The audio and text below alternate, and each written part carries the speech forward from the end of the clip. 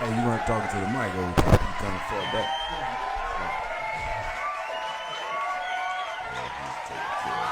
Hello, and welcome to a special edition, not another edition, but a special edition of Beyond the Noise. We are here with Miss P today. Miss P, so good to see you. How's everything going? Pretty good.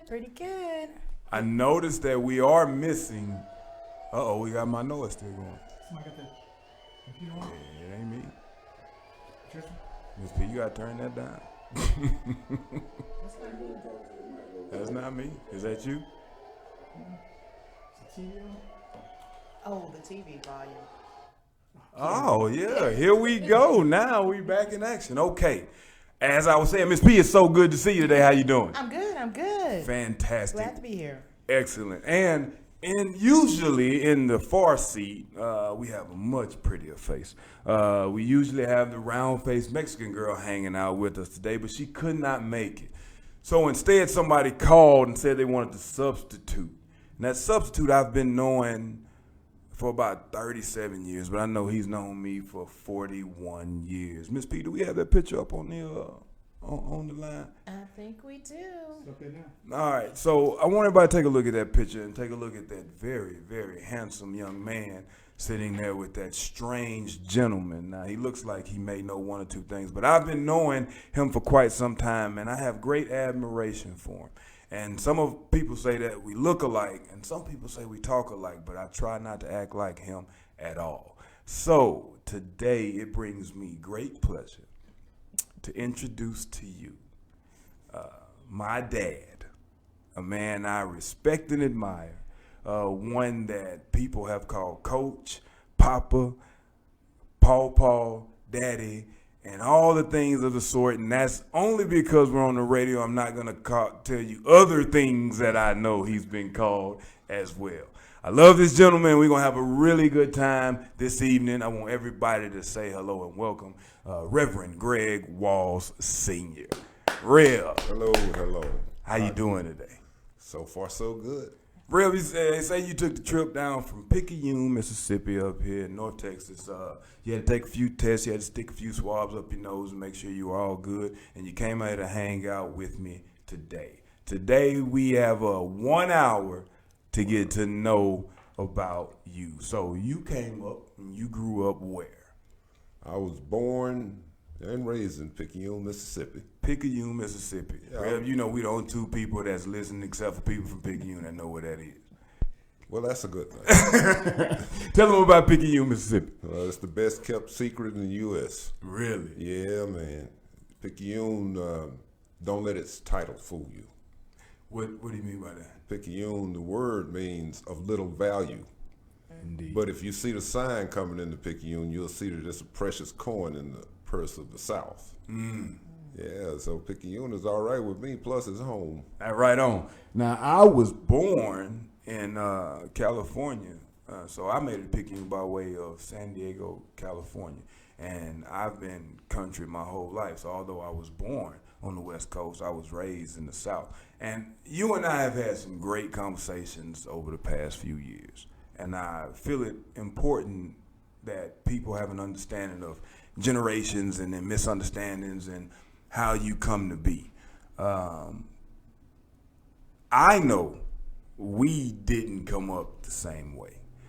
So when how old was I in that picture that Mama is really upset that we put up with the cigars and the beer, and I told her, Mama, we gonna blame the old man for that. But how old was I in that picture? 10 months. So I was a baby. You was a baby. I was your firstborn baby. Yes. All right. This is all as far as you can remember. Mm-hmm.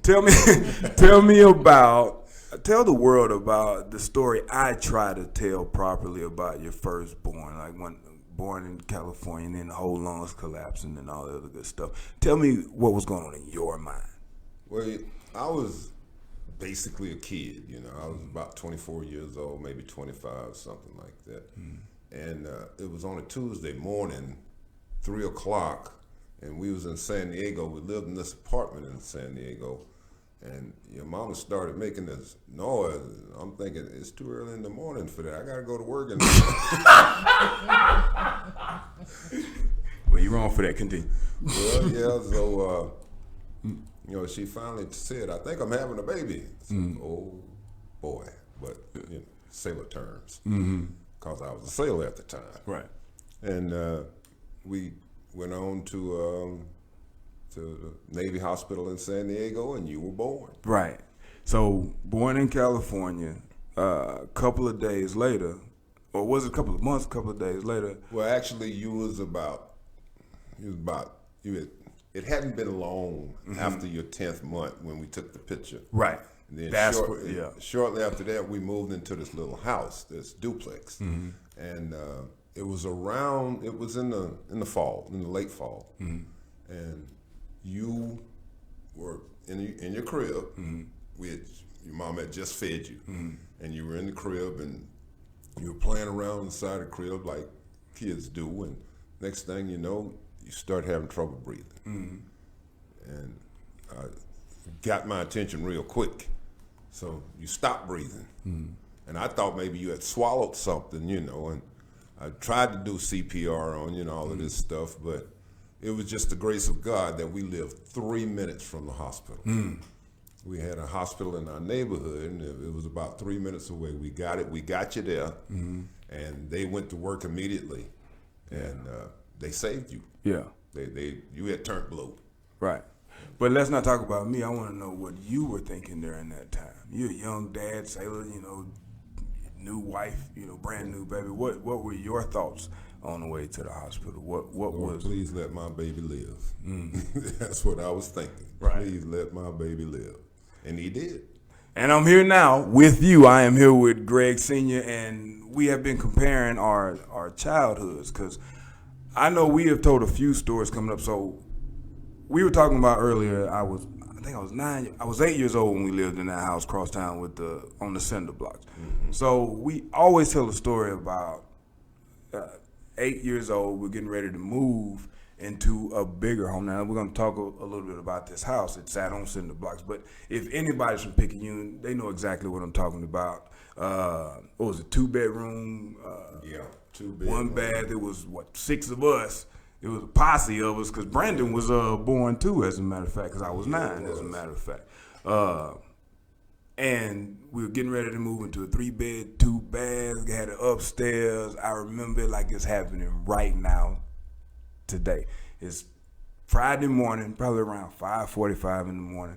I've been getting up before everybody forever, so I was up first. And I heard you talking to Mama, and you was like, okay, I'm going to go to the other house, and me and Roy, we're going to drop some of this stuff off, and then I'm going to get off work. And when I get off work, we're going to move all this other stuff, and me and Roy, and make sure you get them kids out the way so we can get that stuff moved over there. So I'm in the bathroom, and he leaves. I'm in the bathroom brushing my teeth, and I hear the door, maybe it's going, 20 minutes? And I hear you come back, and all I heard was, the house burned down. So that wasn't funny then. No, right? All I heard was the house burned down. But you never really told, the previous part. I want people to understand that from that point, from those cinder blocks to that 3-bedroom, 2-bathroom we were about to move into, how far you had come, where you grew up. What was your first house and your first gig, and the things that you endured to get to that point of what you felt as disappointment before we tell the story about where you live now? Well, it was a neighborhood, I guess you could say, called Green Quarters. And it was nothing but shotgun houses. And what's a shotgun house? A shotgun house is a 3-room house that if you shot a shotgun in the front door, it goes straight out the back door and never touch anything or anybody. And it's a 3-room house, not a 3-bedroom That's house. Right. It's a 3-room house. It's a 3-room house. It didn't have hot and cold running water. It had one of those pot-belly stoves in the middle room with a chimney going up for the winter, and it was always cold in that house in the winter because it was all boards. What it was kind of like a rooming place for those guys who worked on the pine trees. And then right behind, I lived on the very back street of Green Quarters, and right behind my house where I lived was the mill. Paper mill. The paper mill. Yeah. That's what everybody. You gotta remember, Red. We from the country. You gotta explain some of this stuff to people. It was the paper mill, and man, it had its own unique odor to it. You can believe that. I couldn't tell the difference sometimes between that and the outhouse. So you lived in a shotgun house. Yeah. Outhouse behind a shotgun house. No running water. No running water. Okay. And how long did you live there? Well, in that particular house, probably, I think. How old were you? Well, I was born right down the street in my granddaddy's house, which is on. The name of that street was called Snyder Street, and that was because the first man that he kind of settled that street. He was the local grocery store owner, Mr. Edward Snyder. Mr. Snyder. Yeah. Yep. And he lived in that big, pretty white house on the corner, right up under the big oak tree. And we lived on the opposite end of the road in the curve. And man, my neighborhood was really a strange neighborhood. What you talking about? Well, on that back street, you had a bar room, and I mean directly across from my house. When was it? 50s? Late 50s, early to mid 60s. Okay, because we're trying to paint the picture for people. Yeah, I was born right there. Well, actually, I was born in the hospital, and we moved. We was living at my granddad's house, my mama's dad's house, and after about a year or two, they finally got that other house that we moved into shape to move into it. You know, so it was we moved into that one, and right across the street was the bar room, and right next door was the bootlegger, and you go through the little pass there. It was a different kind of neighborhood. Yeah, absolutely. So you say, there was the bootlegger, and then there was the bar room, and you were a young kid. So we've had this conversation. My first job, matter of fact, I was 8 or 9 years old, and I was pulling the mow through the neighborhood, cutting grass in the neighborhood. I mean, $15 to $25 a pop. So I've been doing that for a minute. And I was 8, as a matter of fact. You did a lot better than me, because when I was 8, my first job was finding whiskey bottles. And I got $3 for every half pint whiskey bottle that didn't have a cap. And all the ones that did have caps, I got a nickel for them. And if you can make 30, 40 cents a day back in the late 50s, early 60s for a kid my age, you're doing pretty good. Right on. So your first job was assembling bottles for bootlegging. We're here with Greg Walls Sr. Really excited to have him. We're just talking about the comparables and why we see life the way we see life. Now, you had a chance to go to school during the change from segregation to integration. Before that, and I've been telling people for years about the Carver High Pirates. Carver High Pirates is one of the best unknown football teams to actually in America. Coach Henley he's a historic coach. They won, I think, 64 games in a row before they got beat. 8 years undefeated. 8 years undefeated. I want you to paint the picture for people about the Carver High Pirates, why it was so important, what you were excited about, and how those things changed. Well, going to Carver, because it was a school system. You had Carver Elementary, Carver Junior High, Carver High. And they were all segregated. Those are all black schools, or the mostly black schools. They were all black schools. Okay. And I think Carver was established in the 30s. I want to say that. And you look forward to going to school. You really did, because Carver was a very good place to go to school. You had very good teachers.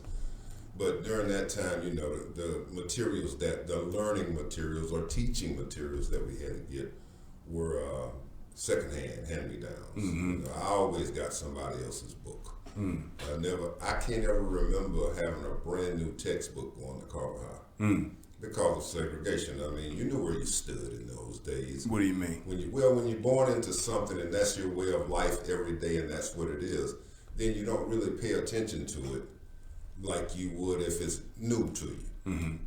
I mean, for instance, you take these two people here, they Kenny probably, and Miss P. yeah, Kenny and Miss P, y'all, they probably wouldn't have any idea of what it meant to walk to where you need to go because you had to walk there because you didn't have a vehicle. Right. That No matter would- where that was. Right. So, you know, and having to walk would probably be a foreign concept to them. All things being equal. Right. You know. You get it though. Yeah. In the country. Yeah. Because you know, it's everywhere. I think I'm Pawpaw's taxi service. You're taking all the kids everywhere. Oh man, that's why I had to get a bigger truck. Yeah. Because I literally got a truckload of grandkids. So I had to get a bigger truck, of course. Yeah. But anyway, going there, man, going to Carver was the epitome of education for black kids. In South Mississippi. In in Picayune, Mississippi. Yeah, especially in Picayune. Yeah. And people just enjoyed it because they actually the teachers genuinely cared about the students. Mm-hmm. They loved them, they knew them, and they knew how to treat those children. Mm-hmm. So, you know, you're looking at, I'm 8, 9 years old in elementary school, 3rd and 4th grade, like that. Man, it was wonderful. And plus, my grandmother worked in the cafeteria at school, so I knew I was in pretty good shape then. Right. So you go out from elementary and you're growing up and you're watching these football teams that has become accustomed to just winning all the time.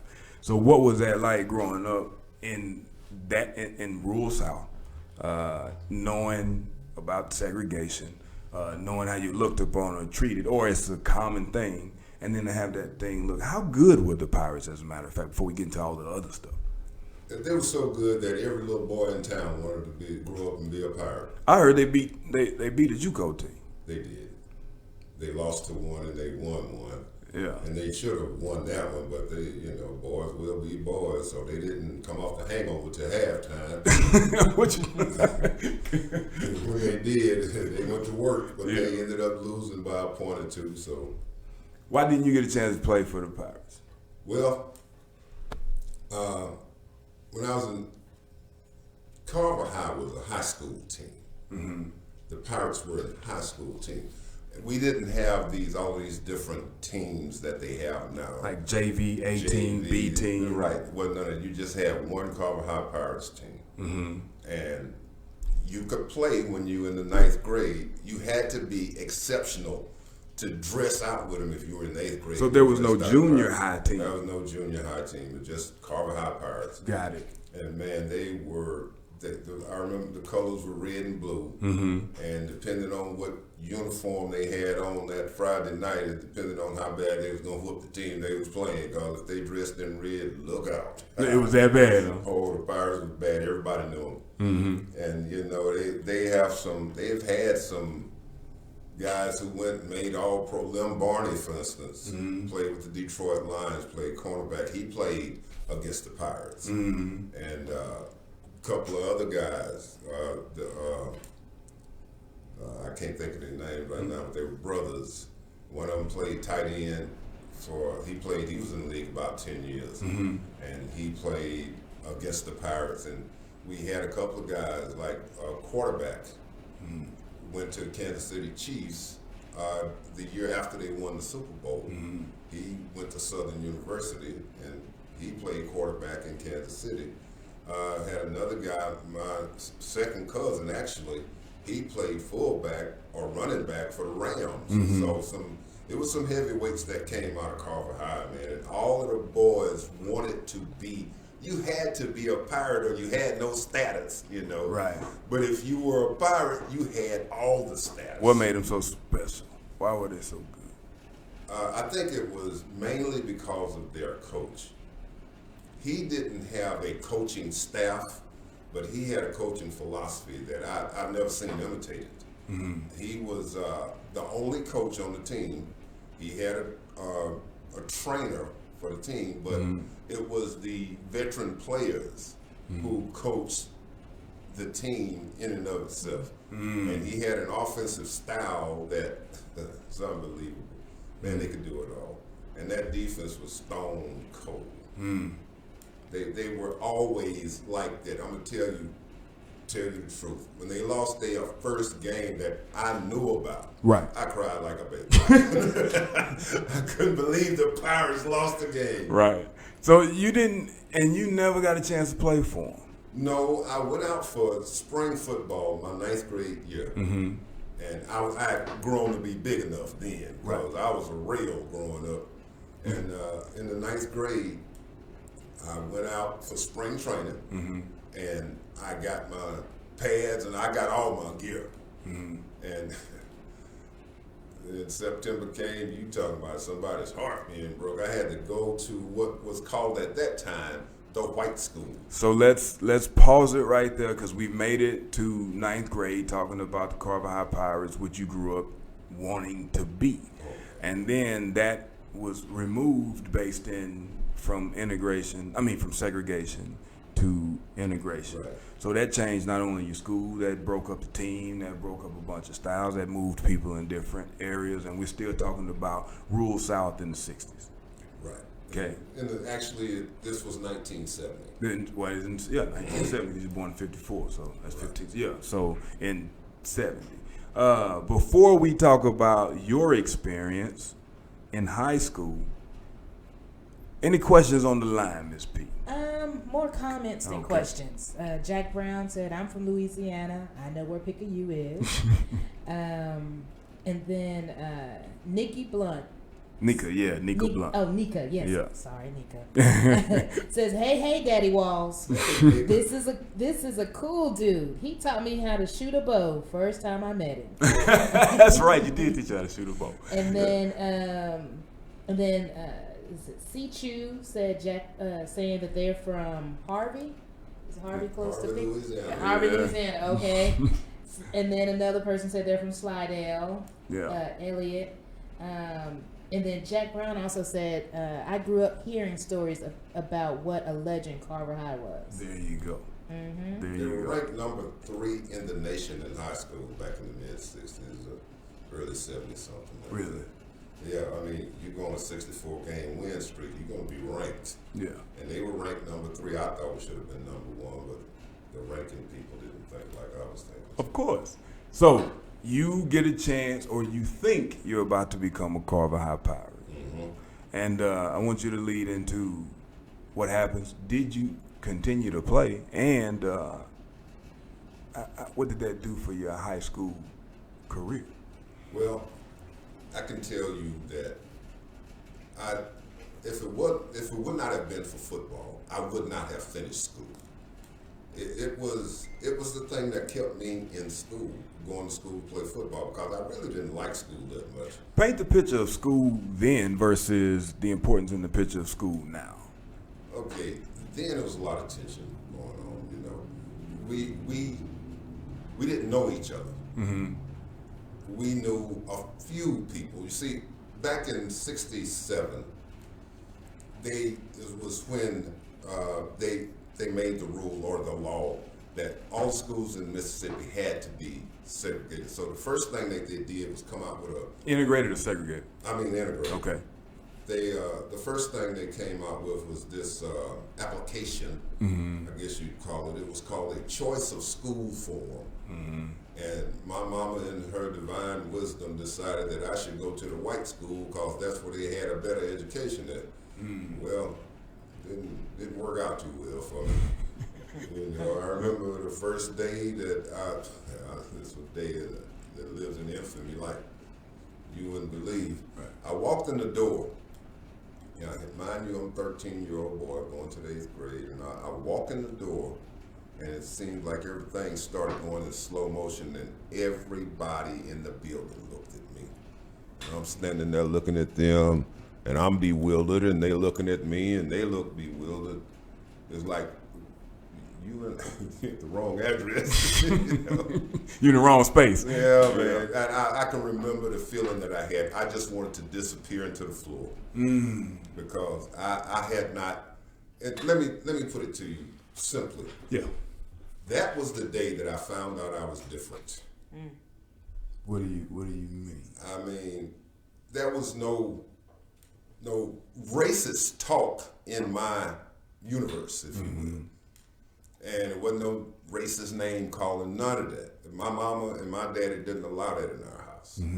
So she used to always say to me, you can be anything you want to be. And you just as good as anybody else. And the same God that made you made them. So this stuck with me, and I believed it until I got to school that day. That day I found out I was different. You must have been talking about some other God, cause that one that I've been learning about all my life, they gonna let you get treated like this, you know? Yeah, this guy ain't let me get past the front door. I'm telling you, I just walked in the door and all of a sudden, wow. And then the principal came out. He was a real nice guy, really nice guy. Big old man. He was probably about 6'6", weighed about 280 pounds, big fella. And he came over and he greeted me and he smiled and we shook hands, and yeah, he made me feel a little bit better about being in this foreign space. So that morning, go into what they call homeroom. I wasn't used to that. You go to your first period class at Carver. Here you go to homeroom. And then your home first room, period you class. go to your first. But the thing about it was, what I really liked was, her name, my homeroom teacher name was Miss Stewart, God bless her. And we used to have devotion every morning. We would pray, and then we would say the Pledge of Allegiance to the flag. And I really appreciated that. And Miss Stewart started to like me.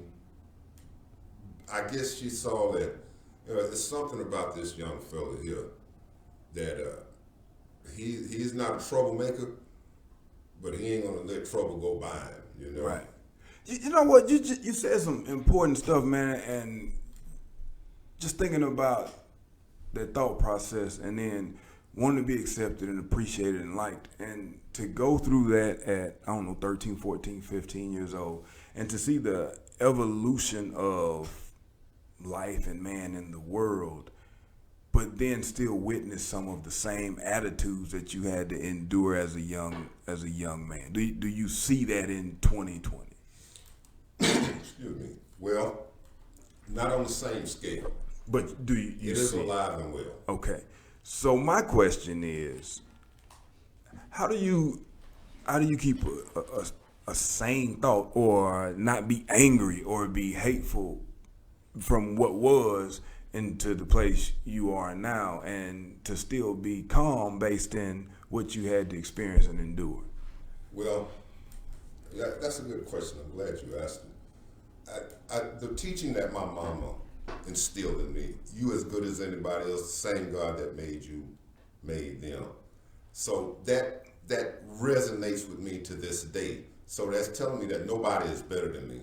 So the way that I see life and reality and people, my philosophy is a very simple philosophy of myself. Very simple. Here I am. What you see is what you get. Take it or leave it, and I don't care which one you pick. Yeah. How long you been like that? As long as I can remember thinking. I know a couple of people that you know that act just like that too. Yeah. But I wanna have an understanding of growing up in the South. I know, and shout out to all the cats that we had a chance to be coached by you and be coached by. Shout out to Ron Woodson and rest in peace Duck Taylor and Coach James Carroll and Bob Ford. These cats came up with you, Harvey Miller. They endured the same stuff as you, but they treated us all the same. Because we came from the same environment. That's what I'm asking you. Yeah, I mean, okay. This color code thing that's in America, it's not just something that happened one day. This is a plan. It was planned to be like that. It was planned in Europe, in England at the beginning, that in order for us to, because see, all black people were not slaves in England. Right. And before the Revolutionary War, and when they brought slaves to this continent, Abraham Lincoln hit it, man. He said, our fathers brought forth to this continent a new nation. But he said it was conceived in liberty and dedicated to the proposition that all men are created equal. The formers of the Constitution did not really understand the whole concept of what they had written, because at the time, black people were property. Yep. So when we were in England, and when we had to ride the boats over here, you know, that was a color code thing, because there were free black people. And okay, so all of a sudden we are going to have to learn to determine who's a slave, who's not a slave, because there were white people who were slaves too. That during all of that warring and carrying on, you know, Europe has had its share of wars, believe that. And during all of that time, when black people were heroes in their armies over there, it was, we don't know the difference between a slave and a free white person. So everybody that's black, consider them a slave until further notice. And that's where the idea of the blackness came from. Yeah, let me tell you a quick story that really brought that strong to my attention. Remember when y'all won the Mississippi State Little League Championship? Yes, I do, and yeah, shout out to Kiki Taylor making that last play, putting us in the regionals, baby. Yeah, we beat Biloxi. I'll never forget that. Yep. But we remember we went to Disney World. Yep. All right, they had a parade at Disney World, and me and this other young fellow was standing there talking, and he was from Germany, and this blew my mind. Long story short, he loved parades. I didn't like parades. Still don't like them. But he said because of the Nazis, they don't have parades in Germany, so he was having himself a good time. Had a strong accent. He had his wife. He had his little baby with him. And he asked me, why don't you like parades? I said, well, told him kind of the story of the racism in Mississippi and all of this other stuff, and how the parades used to be there. So I said, yeah, it seemed like you white people had all the advantages. This man looked at me like, what'd you just call me? You know, and he said, I'm not white, I'm German. And that one stuck with me, because after he said that, it made me think a little deeper about what could that actually mean. And what the man was actually saying is, those places over in Europe that had black people as slaves, and it was part of a commodity, a trade thing, a business. Black people were business. Well, they didn't have that in Germany. Right. They didn't have it. It was on a very, very small level in France. It was even smaller level in Italy, and Italy is right there on the coast. Most of your slaves came through the Middle East to Europe, with the exception of England. England had the biggest slave trade going on over there. That's why you hear so much in history about how England abolished slavery long before the U.S. did, because they had a huge slave market in England. Right. So slavery was not about color, it was about stature, but they had to stamp a color on it to put people in a class, is what you're saying. And once you try to break class, you get to 2020. You got to have your papers. Exactly. So, but you grew up. I grew up in segregation. Yeah. I remember the colored and white water fountains and the colored and white restrooms. Do you like see? I remember them clearly. I'm trying to understand that through your conversation, because I drink from all the same water fountains. All my friends, you know, I spent the night at all my friends' house. Josh Robinson to Kiki Taylor, black and white. You see what I'm saying? Like that. Those things weren't real to us, but there was a real struggle, and we had real, you know, real racist things, but never occurred between friends. You know, you knew a racist. He looked like one. He acted like one. He sounded like one, and our friends got mad about it. You know, but you lived in that space of separation. Help us understand that. Well, in that era, it was commonplace, if you will. Because the only freedom, if you will, that ex-slaves and black people enjoyed came during the Reconstruction era. Sorry about And shortly after that, when the Klan came on the scene and they started making new laws for the South, the South did not want to give up that big business, man. Slavery was big business in the South. And how else were you going to get these products? Because cotton was king. Cotton and soybeans in Mississippi and cotton and sugar cane in Louisiana. It was the business. And every employer wants cheap labor. There's not an employer that you go to and say, oh, no, I want to pay my people top dollar. No. You don't get the cheapest labor you can get. I mean, you want to pay less for more. Yeah. You know? So that's kind of the way it was with black people in the South. But what I see taking place right now, okay, I was also in the military. I spent 5 years in the military during the Vietnam era. And that was the Coast Guard and the Navy, first the Navy, then the Coast Guard. They were the two most segregated branches of the service, but they came out with some kind of law in the mid-'60s, and Franklin Roosevelt abolished, what's that word? Separation. You know, when you segregation. Segregation, yeah.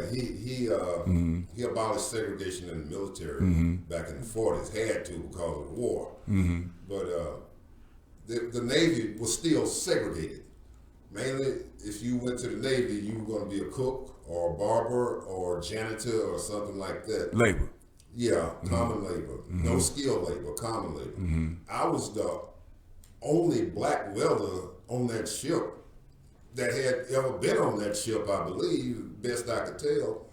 And I was what they call a hull maintenance technician. They wasn't used to that, so get used to it. Like I said, here I am, what you see is what you get, take it or leave it. I don't care which one you pick. And that was your skill? My skill was plumbing, welding, ship fitting. That's what a hull maintenance, we maintained the hull. You made sure the ship stayed upright. Yeah. And then, so your importance was important. So how were you treated? Well, in America, size matters. I was 6'2", 190 pounds. So you got treated accordingly. Yes. And you know, if my size didn't bother them, it didn't bother me. And so therefore, they didn't bother me. That makes sense to me. So we're talking about two different worlds, and you made sure that I didn't grow up in that world of people are different, or that world of segregation, or that world of lack of, or that world of things that I don't have to see the bar across the yard from my house. I don't have to see bootlegging. It sounds to me you had a lot of stuff going on that could drive a normal person insane. How do you stay calm and grow and learn and not just go crazy due to lack thereof? In a few words, the Lord is with me. Explain that. He protected me. He kept me. When I was a little kid, man, I used to pray all the time. For what? For whatever I needed from the Lord, you know. Especially when I was getting my butt whooped. I used to, You need some comfort. I used to pray that the switch would get lost. You know.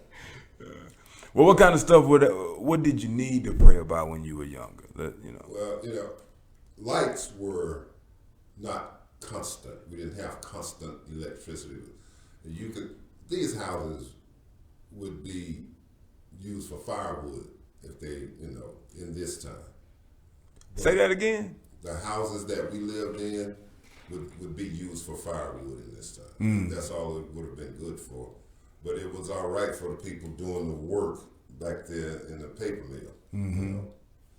And it was, we always had enough food in the spring and in the summer because my dad always planted a garden. But when you had to buy food from the stores, it was kind of rationed, you know. So, and people helped each other a lot in those days. I mean, neighbors were truly neighbors in those days, and people cared about each other, and they showed that they cared about each other.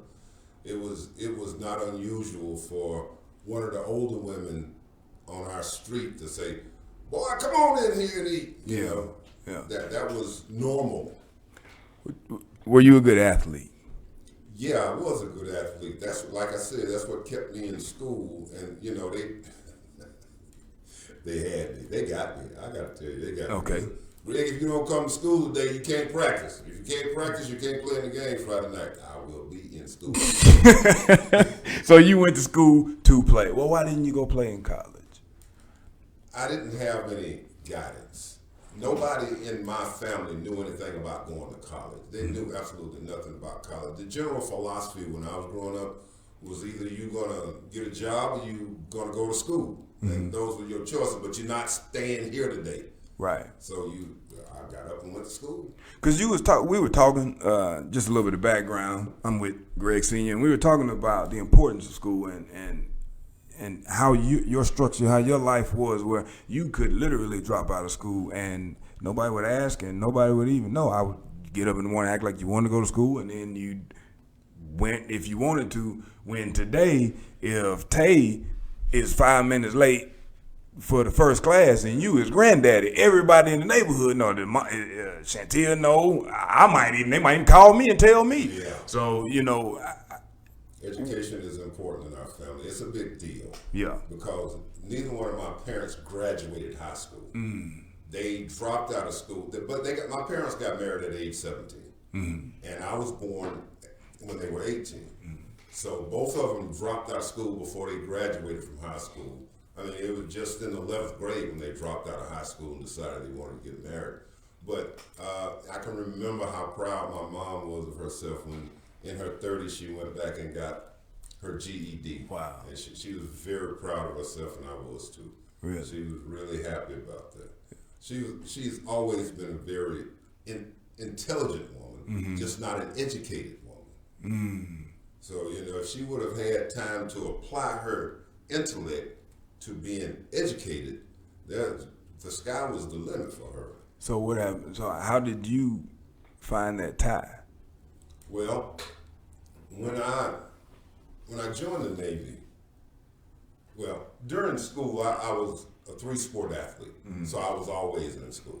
I'd go straight from football season that Friday night, last game of the season, then Saturday morning I'm at basketball practice. So, and as soon as basketball was over, I'm stepping out on the track field. So I was always involved in athletics, and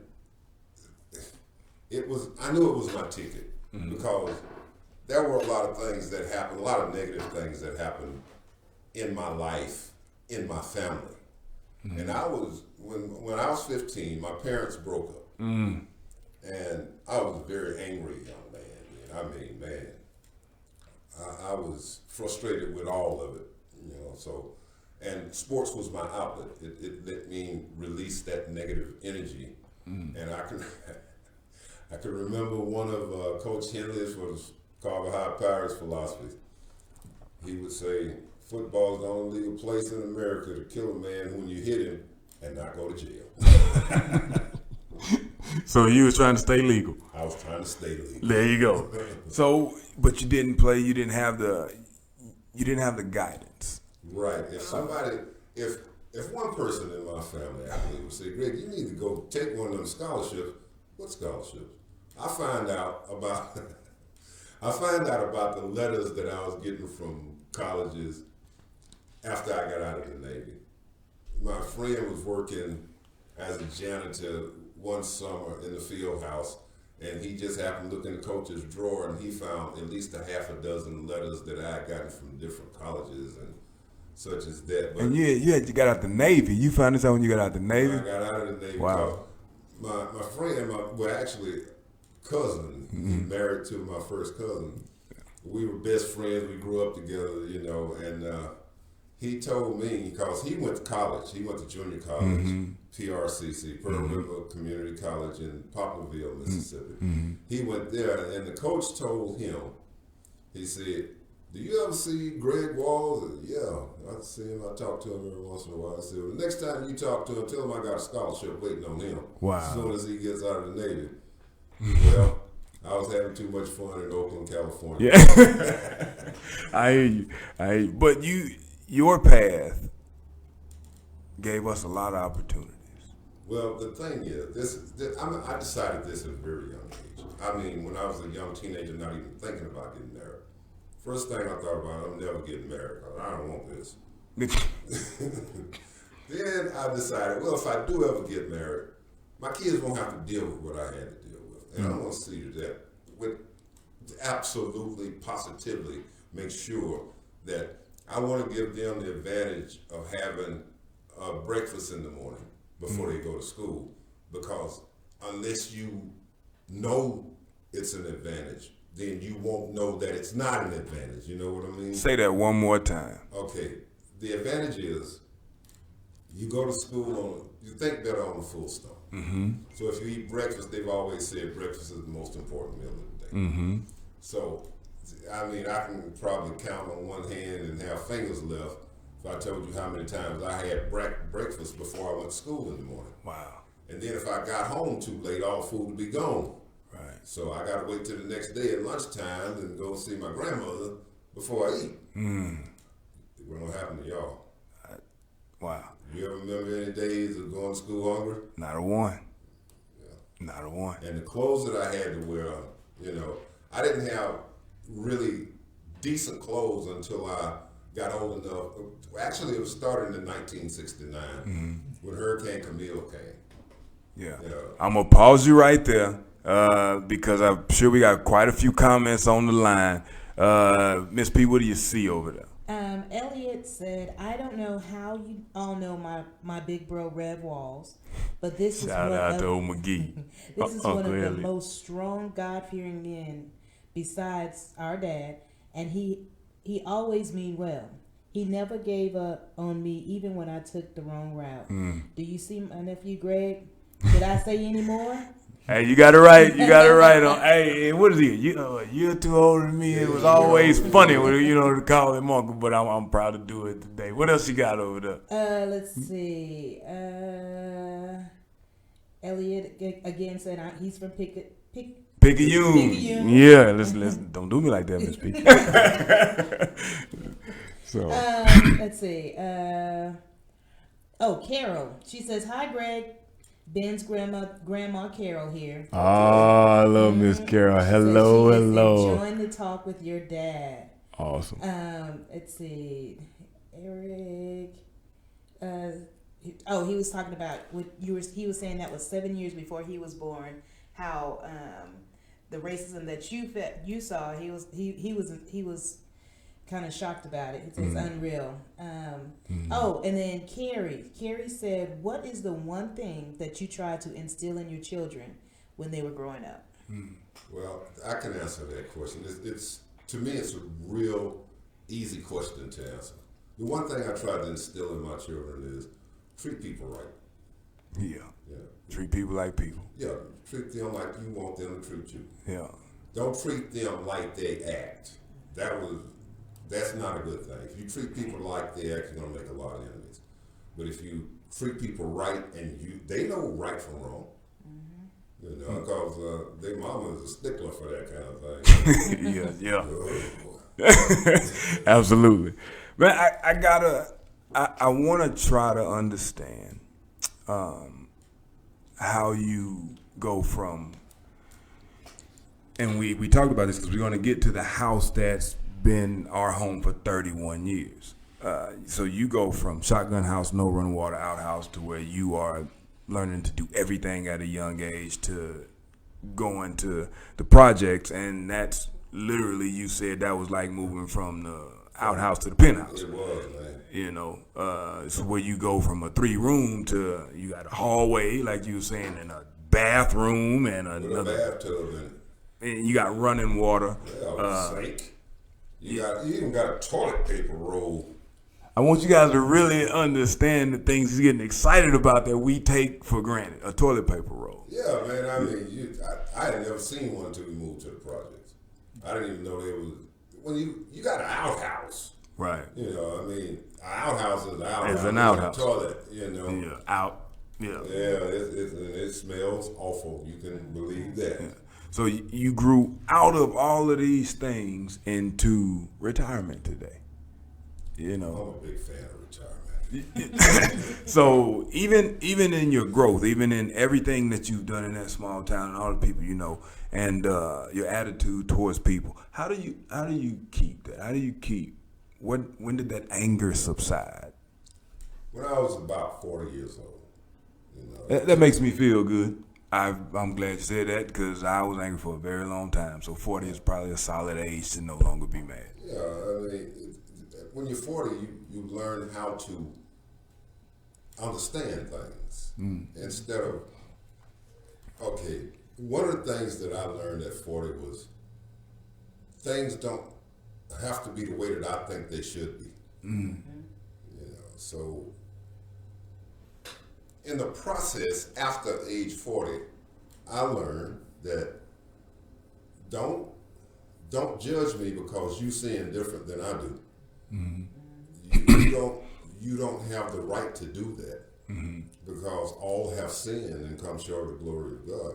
So if if I'm Jack the Ripper and you Ned the Wino, which one of us is better? Right. We're both sinners. So now what? Right. So don't mistreat anybody. Don't treat anybody wrong or bad. Yeah. And that's what I try to instill in my children and my grandchildren as well. And I think they got more friends than enemies.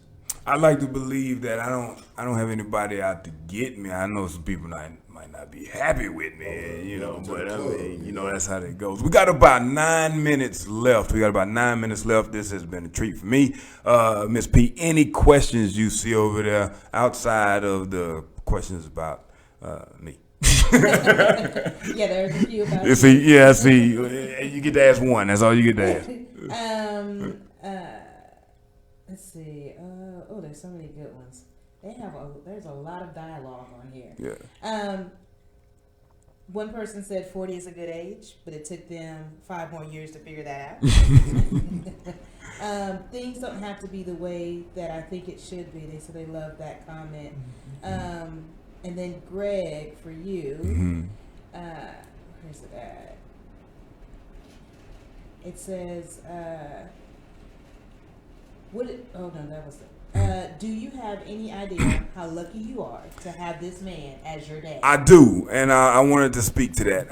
I really do. I used to not, because it's interesting to see how people view the person you see every day. It's interesting to hear what people say about the person you know, like, oh, he's this and he's so caring. I'm like, who? The cat that's always yelling about the front door being open, turn off the lights, shut up, sit down, close the door. And you're all like, man, why is he always yelling? It's 5 o'clock in the morning. Like, you really feel that way about him. But to be able to grow up and to take a step back and see that, you know, there are things bigger than the action or the lesson. Like, for example, I understand now why you wanted me to go outside with you when you changed the oil.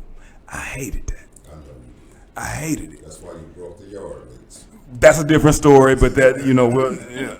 However, I hate raking, and everybody on earth that knows me knows that. But I'll tell that story too. But I do understand why I needed to be out there.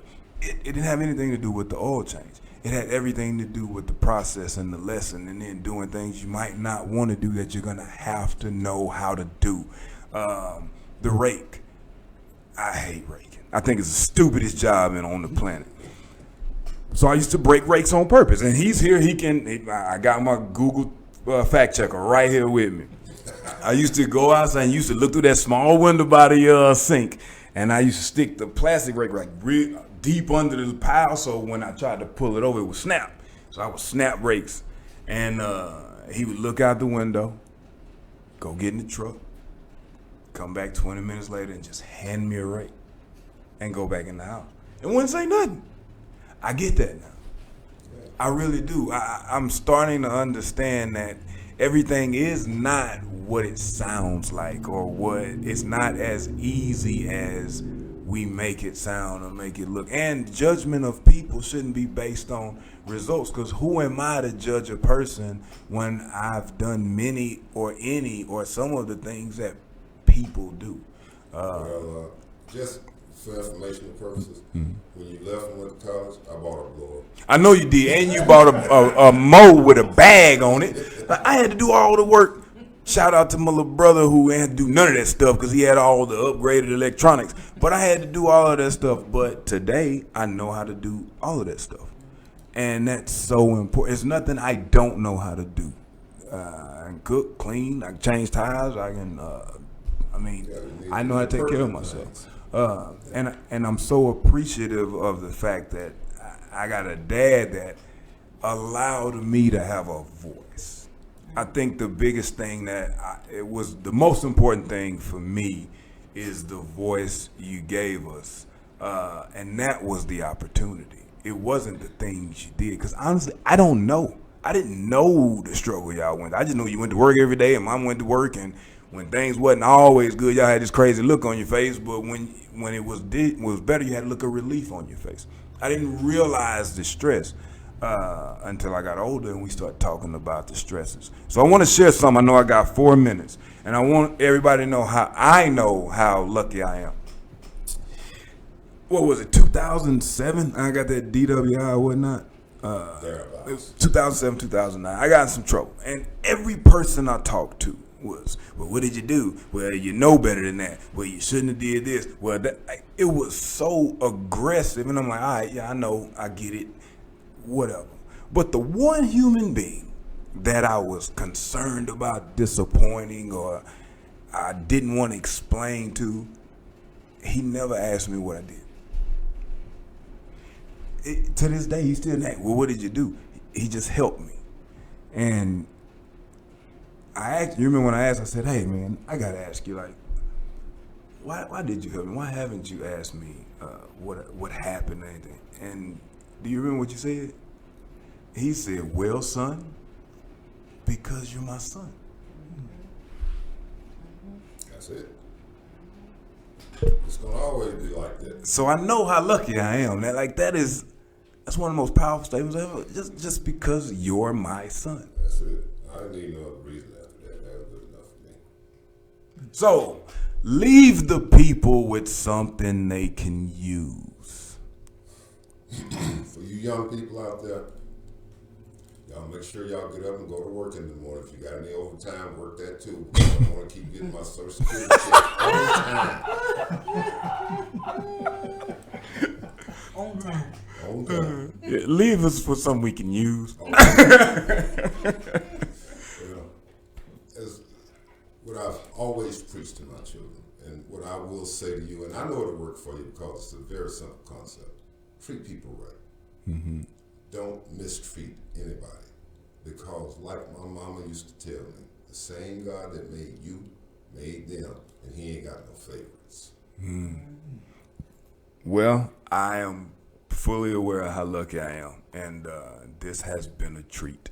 And hopefully some people got some history from this and some understanding from this, and we can continue talking about this. And if you got somebody who is of parental value, a mom, a dad, a grandparent, a coach, somebody who really cares about your well-being, appreciate them. Let them know. Don't, what do they always say? Don't give them the flowers.